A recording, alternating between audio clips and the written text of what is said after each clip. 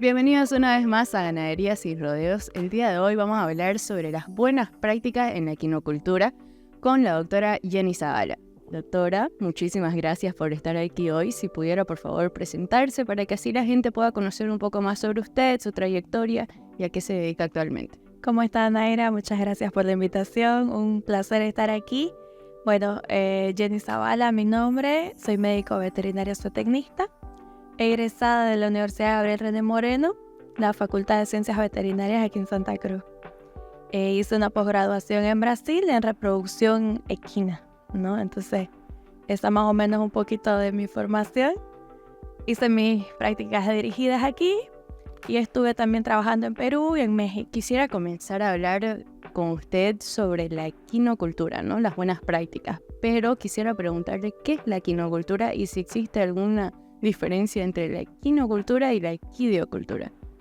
Perfecto, sí, la mayoría de la gente confunde estas dos definiciones.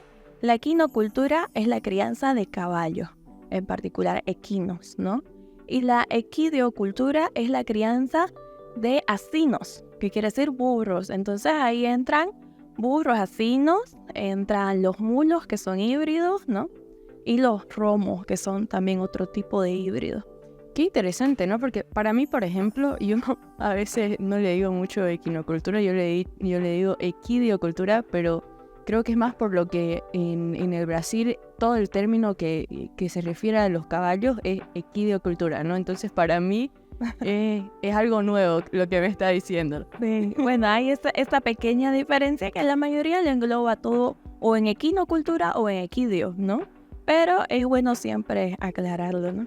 Doctora, cuando nosotros estamos con la crianza, ¿se dice crianza? Crianza. De caballos, ¿deberíamos hacerle siempre algún tipo de análisis de sangre o algo? Porque yo le pregunto esto porque estamos empezando un aras en mi propiedad, entonces quiero saber si hay algunos parámetros que puedo implementar precisamente por el tema de las buenas prácticas, ¿no? Claro que sí. Lo más importante es el análisis de anemia infecciosa equina para tener un caballar sano, ¿no? Tenemos que tener una manada, una tropa sana. Entonces lo más importante es la anemia infecciosa equina. Luego ya vienen los otros que son rutinarios, hemograma, hemoparasitemia, ¿no? Es como la erlicha en los perros que se instala en los glóbulos rojos, ¿no? Y con eso se convive. Y por ejemplo, ¿qué podría hacer yo en la época de la seca, cuando abunda un poco más el tema de las garrapatas y todos esos problemas que adquieren, ¿no? Los caballos? ¿Qué podría hacer? Porque le comento esto porque el otro día estuve viendo un video de que en Estados Unidos lo que hacen es que le ubican los aretes de las vacas, que le ponen que son ya repelentes, se lo cuelgan en las clines. Sí. Eso, pero aparte de eso, quisiera saber qué otros métodos podría hacer para ayudar en el tema del bienestar del animal durante esa época que es un poco más dura para ellos. Exactamente. En esa época tenemos que tener bastante purón, ¿no? Okay. Ese arete que se les pone a las vacas que viene ya con un ectoparasiticida, se pudiera decir. Okay. Es como un repelente que actúa hay de 180 días y hay de 160 días. Pero en la mayoría de los caballos les estorba. ¿En Y serio? se rascan, se jalan, ¿no? Algunos se los cuelgan en el pecho, pero aún así los caballos se contaminan y se les terminan sacando. Sí. Entonces, lo ideal sería purón y baños a base de cipermetrina. Otra cosa que quisiera preguntarle es sobre el tema de los asninos, los híbridos y también de los caballos, ¿no? ¿Hay algún tipo de diferente trato que deberíamos darle dependiendo de las categorías animales? Claro que sí. Se tiene que separar los animales, sea asininos, hay algunos burros que son hechores, que montan yeguas. Entonces, en la crianza, esos burros que van a ser hechores, hay que criarlos con potrancas, ¿no? O con potrillos, con caballos. Para que tengan una adaptación. Para que tengan una adaptación y ellos busquen yeguas y no busquen burras, ¿no? y ponerlos por categorías, ¿no? Hembras en reproducción, hembras al destete, ¿no? También potrillos en reproducción, potrillos en destete, ¿no? Tener esas percepciones. ¿Y usted piensa que, por ejemplo, porque veo muchos animales en vallas, ¿no? Pero aquí tenemos más la costumbre de dejarlos sueltos en potreros normales. ¿Hay alguna diferencia, por ejemplo, en el comportamiento del animal o en el bienestar del animal cuando lo mantenemos mucho tiempo encerrado en comparación? Claro que sí, hay mucha diferencia porque los animales se estresan en las vallas, en las pesebreras. Ellos muchas veces no tienen el contacto con otro animal y terminan estresándose y creando manía. Entonces, yo siempre digo a los caballos cuando los veo al campo, estos son caballos felices, ¿no? Pero siempre hay que tratar de los potros y las yeguas y todo, tenerlos separados, ¿no? Y para el tema reproductivo, nuestros padrillos, ¿usted recomienda que, por ejemplo, por el tema de cuidado, yo le pregunto, ¿no sería mejor tenerlos encerrados a nuestros padrillos hasta la época de monta? Por el tema del cuidado y el tema también de nutrición. En el tema de cuidado, si usted tiene un buen pasto, usted sabe que el 80% de la nutrición de un caballo es pasto. Si tenemos buenos pastos en los piquetes, no hay mucha necesidad de tenerlo encerrado. Ahora, si usted tiene un lugar, una hacienda en la que no es un área muy grande, ahí sí les recomiendo encerrarlo en un piquete, en una valla, en una pesebrera. ¿Por qué? Porque él va a saltar, se va a arañar, ¿no? Entonces, ahí sí. Pero si usted tiene una propiedad con gran amplitud de hectáreas y donde puede tenerlos mayores separados, ahí no les recomiendo, la verdad. Y en el tema reproductivo, ya que entramos a ese tema en específico, con la pregunta anterior, ¿cuáles son las medidas que yo puedo tomar con mis yeguas y las matrices que quiero que se reproduzcan? ¿Qué medidas puedo tomar, por ejemplo, para tener una mayor tasa de preñez todos los años? Bueno, primeramente el tema sanitario, vacuna. Tiene que vacunar tanto las matrices como los reproductores. Las yeguas se vacunan cada 6 meses, es lo ideal. Okay. Hay una vacuna que tiene todas las... ¿Tipo una octavalente? Tipo una octavalente como para los perros, tiene todas ya incluidas, que son tétano, influenza, encefalomielitis y rinoneumonitis, ¿no? Claro, entonces tenemos que organizar nuestro calendario de vacunación. Los potrillos a partir de los 3 meses. ¿Hay un límite, por ejemplo, de tiempo antes de la estación de monta? Por ejemplo, 30 días antes. Mínimamente 60 días antes. 60 días antes, ok, perfecto. ¿Eso auxilia en qué? Eso auxilia para evitar aborto, ¿no? La rinoneumonitis nos evita aborto. La aplicación de tétano evita que la yegua, si se hace una raspadura, alguna cosa, tenga tétano y de ahí, por los antibióticos que se le tienen que poner para curar el tétano, aborta, ¿no? Y las yeguas preñadas ya en 5º, 7º y 9º mes de gestación. ¿Y cuáles son los otros métodos que podemos implementar? Como por ejemplo, aquí yo en lo personal no he visto mucho que adapten el tema de la inseminación artificial en equinos, es más común en bovino.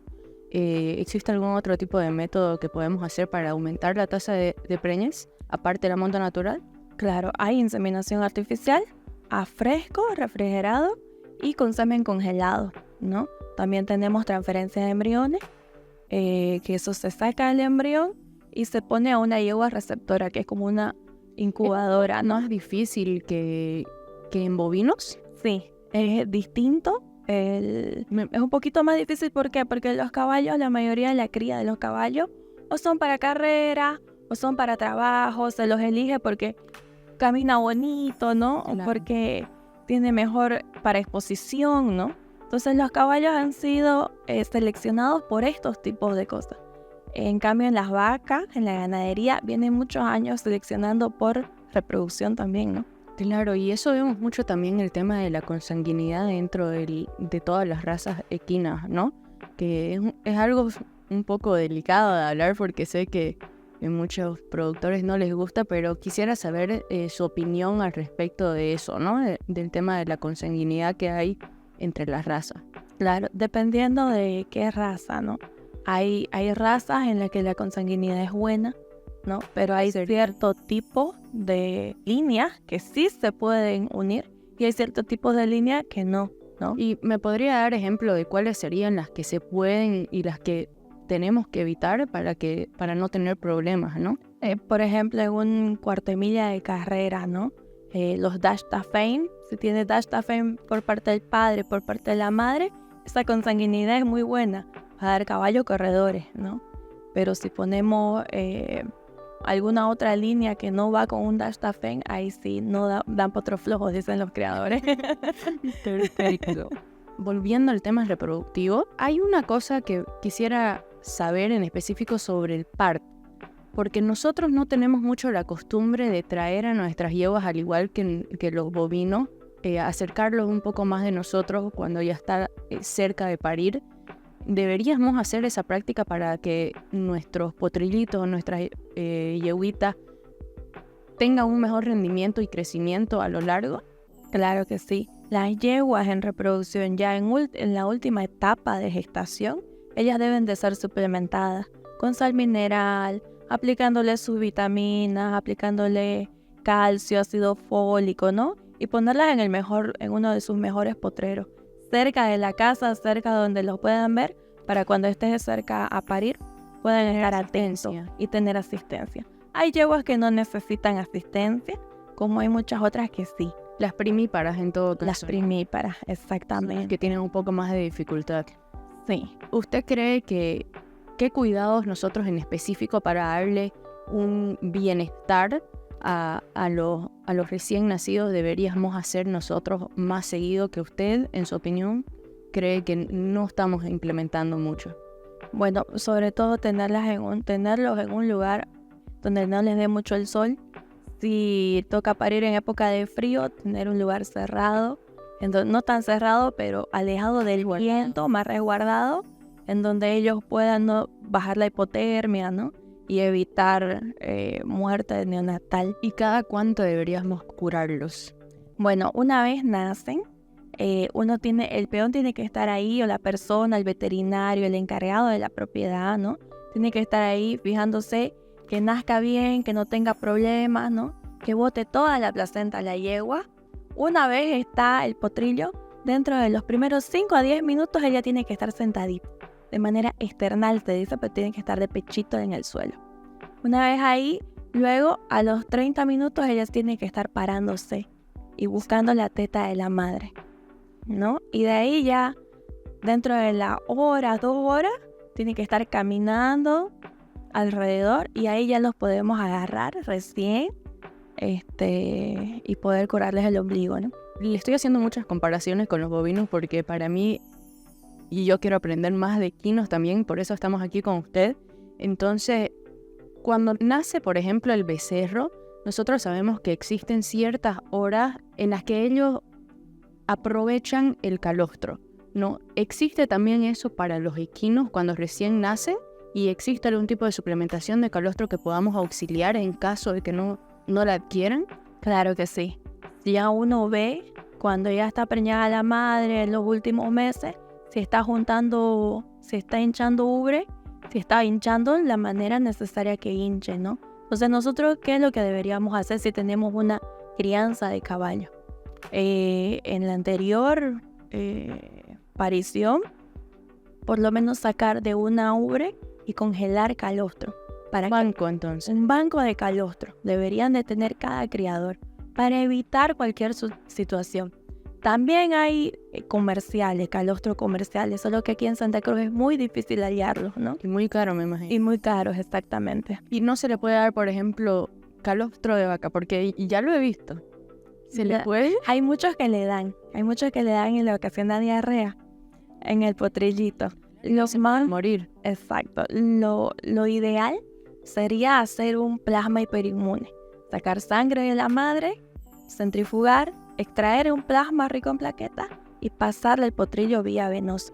Ahí pasamos la inmunidad. Claro, pero creo que ahí, por ejemplo, se nos complicaría mucho para el día a día, ¿no? Porque no tenemos eso. Entonces, ¿cuáles son las otras opciones que podríamos hacer en caso de que no tengamos incluso el banco de calostro? Sustituto lácteo de ternero. Se puede dar sustituto lácteo de ternero, solo que un poco más rebajado y con un poquito de azúcar para que sea más dulce. Entonces, y siempre con toda la asepsia necesaria para evitar diarrea en neonatos, ¿no? Claro, siempre tener una profilaxia, ¿no? Que eso es Exacto. lo que importa a la hora del nacimiento. Ahora entrando a uno de los temas más importantes, creo, que hay hoy en día en relación a los equinos, le afecta a muchos productores que tienen caballos dentro de su propiedad. Hablemos un poco del cólico. El cólico es un tema muy controversial. Lo sé. Sí. Que por ejemplo yo he tenido la mala suerte que me ha pasado que he perdido a mis mejores animales debido al cólico y por no actuar rápido y porque también no sabemos qué hacer en ese tipo de situación, ¿no? Entonces si pudiera por favor contarme qué podría hacer, cuáles son las señales en realidad que tengo que tener siempre cautela de que el animal esté presentando para que así yo pueda atacarlo lo más antes posible, ¿no? Claro, ya una vez el animal usted lo ve, la gente sabe, la gente que trabaja con sus caballos y está todo el tiempo en los caballos, ya sabe cómo es la mirada, cómo es la energía, el comportamiento de cada animal. Entonces ya usted lo ve un poco triste, cabizbajo, retraído del grupo, ¿no? Con la cabeza agacha. Hay algunos que empiezan a hacer este tipo de movimientos con la pata delantera, ¿no? Quiere decir que está rascando el suelo, ¿no? Esas ya son las primeras señales de un inicio de cólico y de dolor. ¿Qué vamos a hacer en ese inicio? En ese inicio lo primero que es aliviar el dolor. Porque ¿qué es el cólico? Es un dolor en cualquiera del área gastrointestinal. Puede ser en estómago, en intestino delgado, en intestino grueso. ¿Y cómo lo deberíamos aliviar? ¿Ya sería haciendo ejercicio o ya instantáneamente colocando algún medicamento? Instantáneamente colocando una dipirona. Dipirona. Que es lo más suave, lo más básico. No enmascara un cólico, no enmascara un dolor muy fuerte. Por ahí he escuchado que algunas personas utilizan Buscopan. Buscopan, sí. ¿Cuánto de dosis más o menos por ml? Porque varía, dependiendo del peso, ¿no? Depende del peso. Más o menos cuánto deberíamos calcular. Ese es uno de los problemas también, ¿no? Que a veces no sabemos cuánto de dosis tenemos que aplicar de cada medicamento. Claro. Por ejemplo, en una dipirona tenemos hasta 60 ml para aplicar dentro de las 24 horas. Buscopan también, entre 60 y 80 ml para aplicar dentro de las 24 horas. Si nos pasamos de eso, ya tenemos que buscar otro medicamento más fuerte para aliviar el dolor. ¿Sería algún tipo de suero, por ejemplo, ahí? Ahí tendría que buscar un Flunixin, ¿no? Que es un AINES, es un analgésico y antiinflamatorio. Obviamente que en todo cólico no va a comer, no va a tomar agua porque está dolorido. Tenemos que hidratar con suero Ringer lactato, es lo ideal. Y poner antitóxicos, poner Merceptón, Hepatoxan, algunos desintoxicantes, porque si hay un dolor o hay alguna impacción, depende del tipo de cólico que haya, también el animal se está intoxicando por dentro. Claro, y queremos que salga, ¿no? Queremos que salga, desintoxique, alivie el dolor, quede tranquilo para poder maniobrar. Entonces ya ahí hacemos una palpación rectal, ¿no? Se toma la frecuencia cardíaca, respiratoria, ¿no? Ya cuando es muy grave se tiene que hacer lavaje nasogástrico. Eso quería preguntarle, porque hemos hablado de la parte inicial, ¿no? Sé que el cólico en el caballo pasa muy rápido a veces, entonces no creo que haya una parte intermedia muy rescatable que le podamos decir, porque o lo agarramos muy antes o ya cuando se nos echa. Ahí sabemos que ya es un poco más difícil. En caso de que se nos empiece a echar, ¿qué podemos hacer? Si ya aplicamos todo el protocolo y nada está funcionando. Si aplicamos el primer protocolo, que es una desalgina, un Buscopan, ¿no? Suero, palpamos y aún así tiene todavía dolor, ya tenemos que hallar, como le digo, un Flunixin, un AINES para calmar el dolor. Si con eso no le calma el dolor, ya tenemos que usar una silacina, ¿no? Algo más fuerte para calmar el dolor. Lo inicial es calmar el dolor. Entonces, ahí vamos midiendo qué tipo de cólico tenemos. Porque si claro, ¿existen diferentes tipos? Claro. ¿Cuáles serían esos diferentes tipos? Hay tipos por reflujo, cólicos por reflujo, hay cólicos por impacción. La impacción es cuando el alimento se va adhiriendo a las paredes y la luz del intestino se va achicando. Entonces ahí tenemos un bloqueo, ¿no? Claro. Eso es la impacción y esa es una de las más comunes. de las más comunes y de las más peligrosas. Claro. Porque él puede estar bien ahorita y dentro de 3 horas morir. Claro, que es el que más vemos. Exacto. ¿No? Doctora, entonces quisiera hacerle la pregunta sobre los protocolos sanitarios que necesitamos implementar y cuáles son los mejores que existen ahorita, ¿no? Bueno, el protocolo sanitario que debería implementar todo criador de caballo es, a partir de los 3 meses, la primera vacuna, que es para tétano, influenza, encefalomielitis y rinoneumonitis. A los 6 meses, aplicar para adenitis equina y para rabia, ¿no? Esta rabia es importante, no todo el mundo la aplica. A los 6 meses después, el refuerzo de todas estas vacunas, ¿no? Entonces, cada 6 meses serían 2 veces al año las vacunas. Los desparasitantes cada 90 días, vía oral y siempre ir alternando, ¿no? Puede ser oral, intramuscular, puede ser doramectina, ¿no?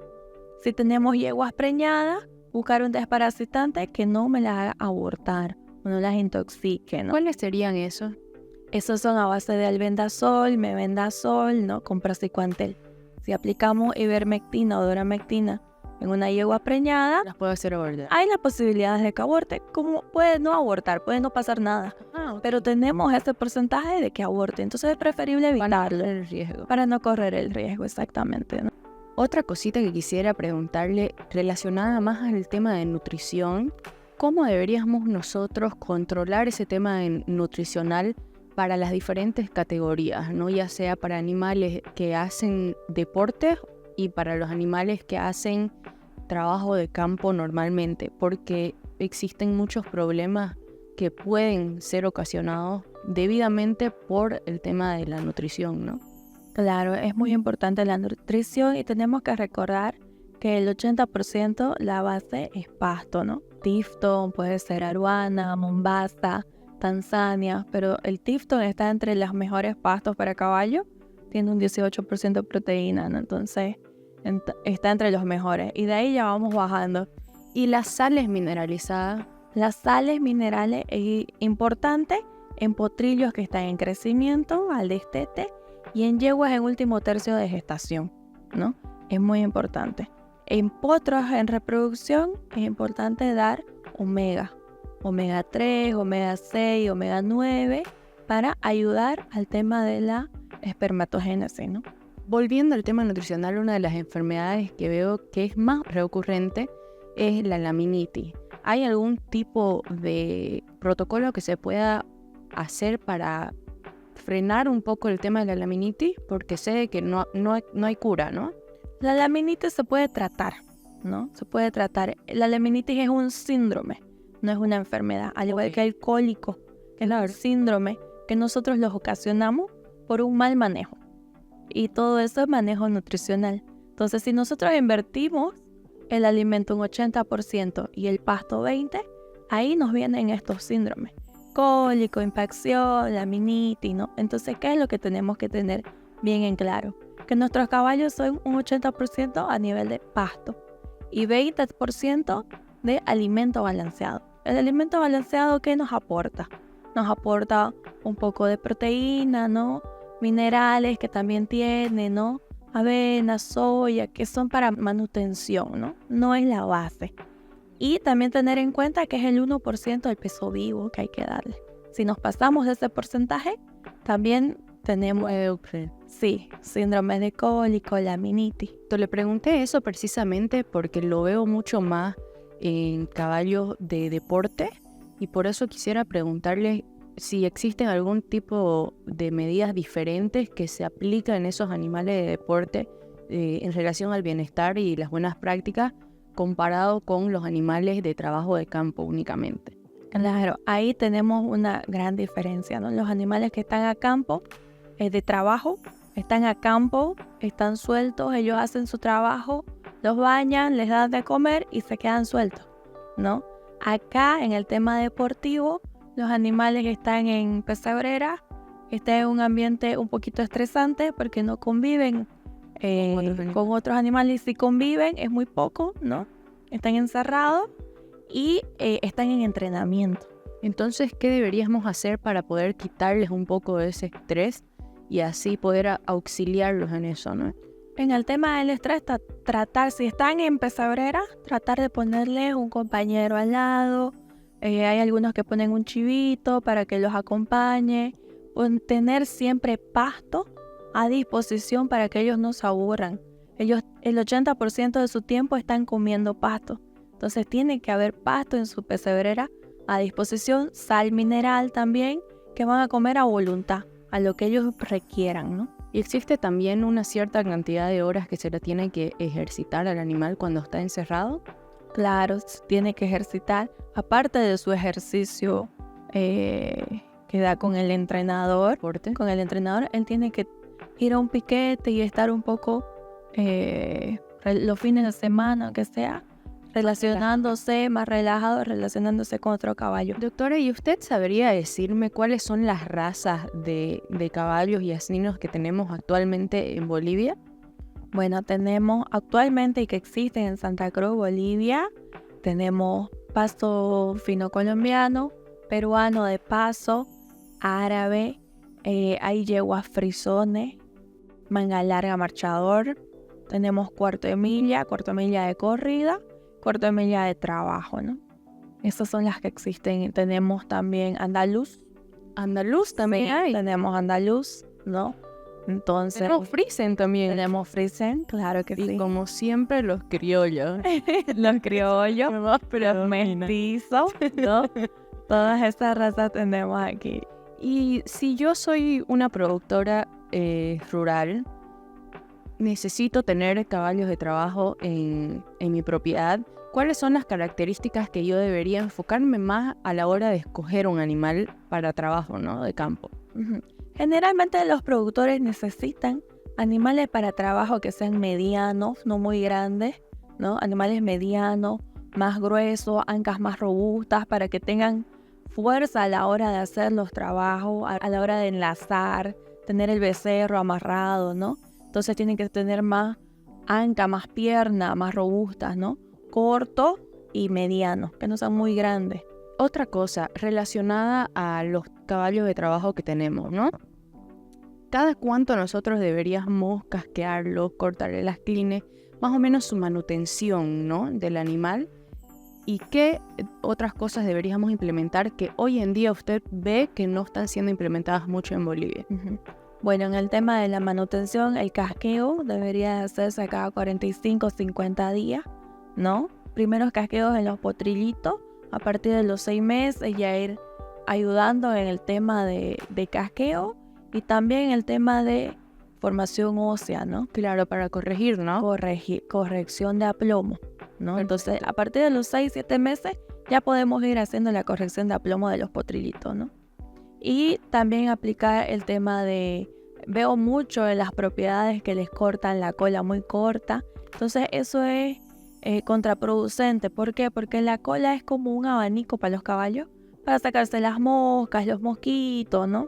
Entonces ahí no es recomendable. No es recomendable. Lo que sí hay que peinarlo, por lo menos una vez a la semana, ¿no? Cortarle la crin, ¿no? Para evitar que los espinos se agarren ahí, las garrapatas también, ¿no? En las orejas cortarle los pelitos. Y en relación a la odontología, la odontología es muy importante. Hay, por ejemplo, no lo veo siendo practicado aquí en Bolivia muy a seguir. La mayoría de los que hacen odontología son los animales que están en competición o los que están en reproducción, ¿no? ¿Usted los recomendaría para animales de trabajo? Es necesario. Es necesario. Es necesario porque hay que hacer la odontología mínimamente una vez al año. Lo ideal es cada 6 meses, ¿no? ¿Por qué? Porque ahí se ve el tema de un diente de lobo. Hay caballos que menean mucho la cabeza o comen poco porque les duele, porque tienen puntas de esmalte de los dientes y van comiendo y se van mordiendo.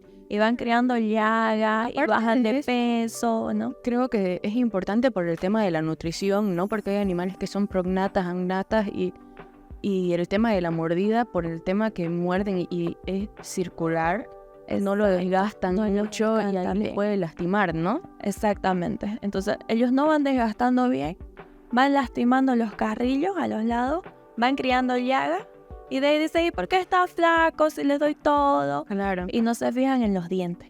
Lo primero que hay que hacer es los Les dientes. puede salir un absceso también, ¿no? Claro que sí. Les sale absceso y a veces lo ponen como si fuera una enfermedad, ¿no? Pero son cosas causadas por uno mismo, por un mal manejo, una mala manutención, ¿no? Y para la cura de los abscesos, ¿cuáles son los protocolos que deberíamos seguir? Hay diferentes tipos de abscesos, ¿no? Si es un absceso mandibular, es una forma. Si es un absceso en la pata, un absceso en cualquier parte del cuerpo. Lo ideal es que, como ya hablamos antes sobre el protocolo sanitario, tienen que estar vacunados contra tétano, ¿no? Entonces, un absceso sale por una inflamación, ¿no? La inflamación se hace pus, ¿no? Entonces, ahí el pus hace un absceso, una bola. Entonces, ahí ya vamos con un suero antitetánico. Es recomendado, por más que esté vacunado, siempre hay que aplicar un suero antitetánico por prevención. Perfecto. Luego hacer la limpieza, ¿no? Abrir y sacar todo el pus, lavar, ¿no? Hacer la limpieza con suero fisiológico y luego aplicar el antibiótico. Para los caso animales recomendado es penicilina. Y para los animales que, por ejemplo, no han seguido ese protocolo sanitario y les sale un absceso, yo muchas veces he visto, lo hacen el absceso pero cero profilaxia, ¿no? Cero protocolo profiláctico y dejan caer el pus contaminando el resto del ambiente, ¿no? Claro. ¿Qué podemos hacer en esas circunstancias para poder prevenir de que nuestros otros animales se contagien de cualquier cosa, ¿no?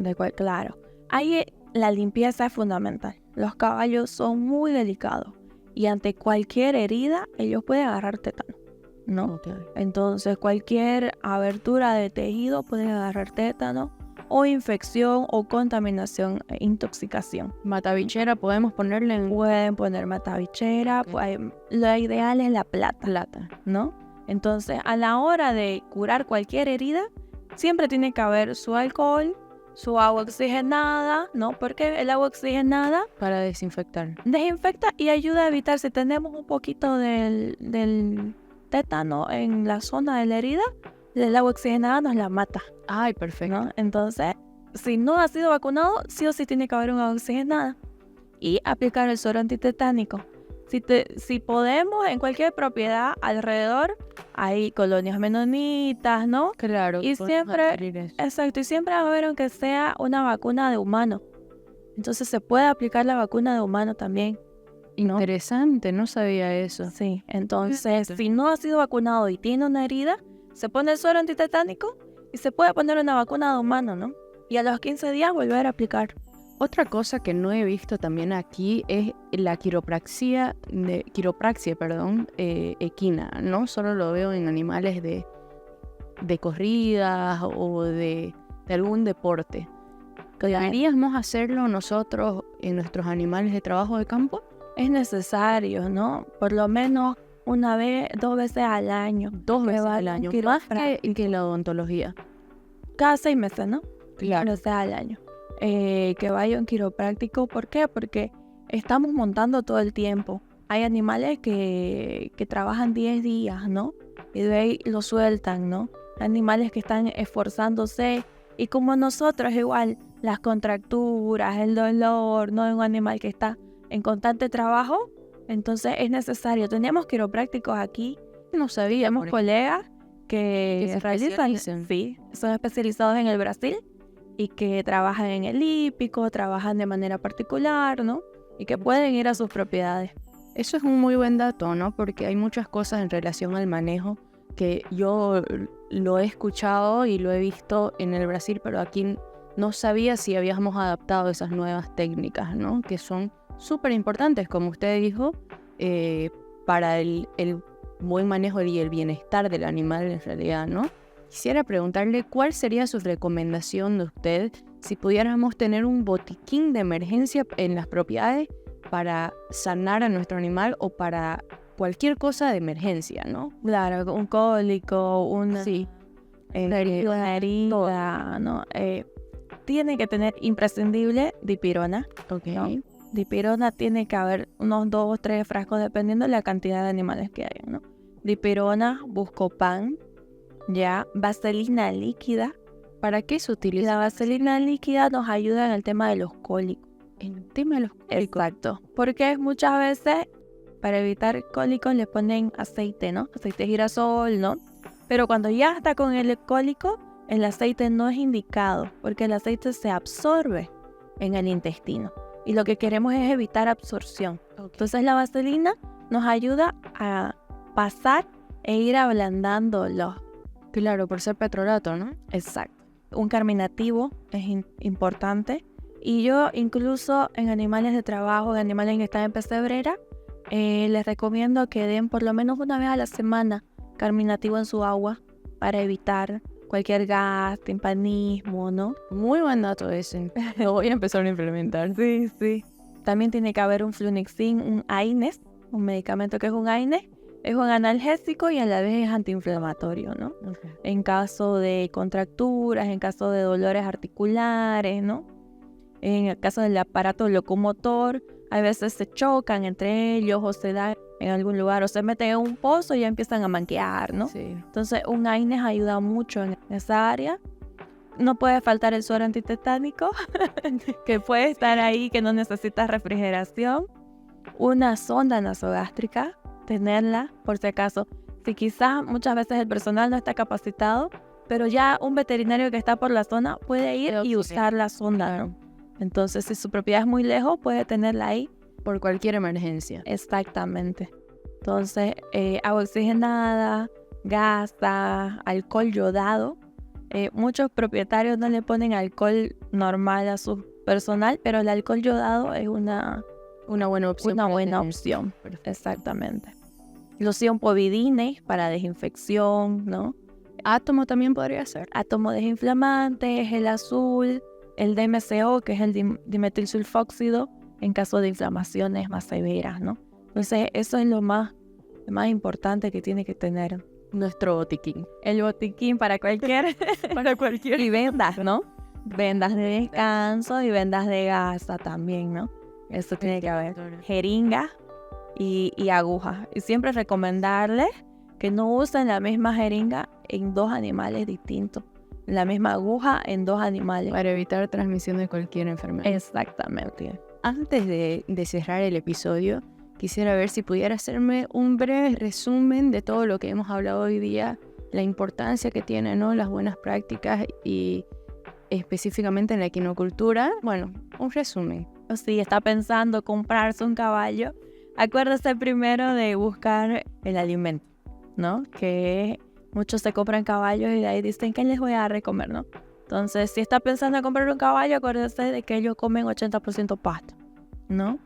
Tenemos que tener el plan de manejo sanitario que tiene que aplicarse de manera rígida y no se olviden que si van a comprar un caballo es siempre necesario sacar un análisis de anemia infecciosa equina, porque si es positivo en la anemia infecciosa equina no puede contaminar la... Exacto.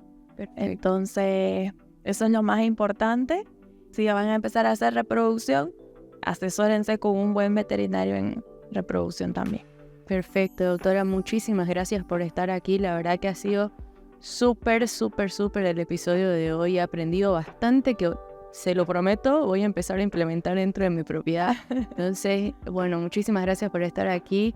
Sé que la podemos llamar también muchas veces más para poder hablar de otros temas importantes. Entonces, gracias. No, gracias a usted por invitarme. Perfecto. Y bueno, así concluimos el episodio de hoy. Nos vemos para la próxima. Chao.